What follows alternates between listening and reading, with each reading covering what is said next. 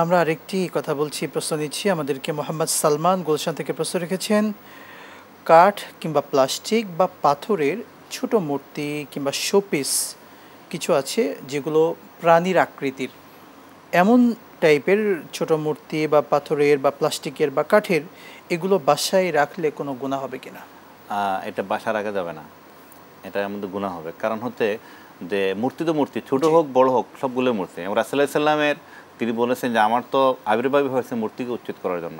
এই মূর্তিগুলো তারা সেই সময় প্রাচীনকালে তারা ছোটো ছোটো ক্ষুধা আসলে তারা বসিয়ে রেখেছিল, সেজন্য এগুলো রাখা যাবে না। এবং এগুলো যদি রাখা হয় তাহলে সেই করে রহমতের ফেরেশতাও আসবেন না এবং অনেক সমস্যা তৈরি হয়।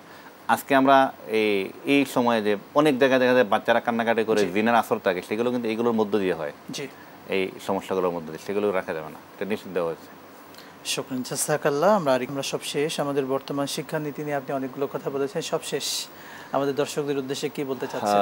আমি চাইবো যে আমাদের দর্শকদের উদ্দেশ্যে যে আপনার সন্তানকে ইসলামী শিক্ষায় শিক্ষিত করেন। জি, কারণ ইসলামী শিক্ষা না শিখলে এটা আপনার জন্য ক্ষতিকর, এবং কিয়ামতের দিন এই সন্তান আপনার বিরুদ্ধে সে কিন্তু দাঁড়াবে। সে যদি কোনোখানে দুজকি হয়ে যায়, কোরআন শরীফে আছে, সে দুজকি হয়ে গেলে সে আল্লাহর কাছে বলবে, আল্লাহ আমার পিতা আমার মাতা আমাকে দিন শিক্ষা দেয় নাই, এবং না দেওয়ার কারণে আজকে আমি জাহান্নামী হয়ে গেছি। তো সেই জন্য আপনার বিরুদ্ধে এসে দাঁড়াবে। আর সবচেয়ে বড় যে বিষয় হচ্ছে যে আপনি পিতা হিসাবে, মাতা হিসাবে আপনার সন্তানকে যদি দিনী শিক্ষায় শিক্ষিত করেন, সবচেয়ে বেশি লাভবান আপনি নিজেই হবেন এবং দেশ এবং জাতি হবে। সেজন্য আমি আমাদের সবাইকে বলবো যে আপনার দায়িত্ব হচ্ছে আপনার সন্তানকে লেখাপড়া এবং সে দিনী শিক্ষা যেন এটা অবশ্যই করে। আর অনেকে অবশ্যই আমাদের মধ্যে মসজিদ মাদ্রাসা মক্তবে না দিয়ে, আমি বলবো না যে আপনি মাদ্রাসায় দেন আলিম বানান, অন্তত তার মক্তবের যে পড়াটা, বেসিক ইসলামিক যে এডুকেশন যেটা আছে সেটা যেন সে তৈরি হয়। শুকরান, জাযাকাল্লাহ। অসংখ্য ধন্যবাদ, আপনি গুরুত্বপূর্ণ সময়টুকু আমাদেরকে দিয়েছেন। বারাকাল্লাহু ফি হায়াতিক। জাযাকাল্লাহ।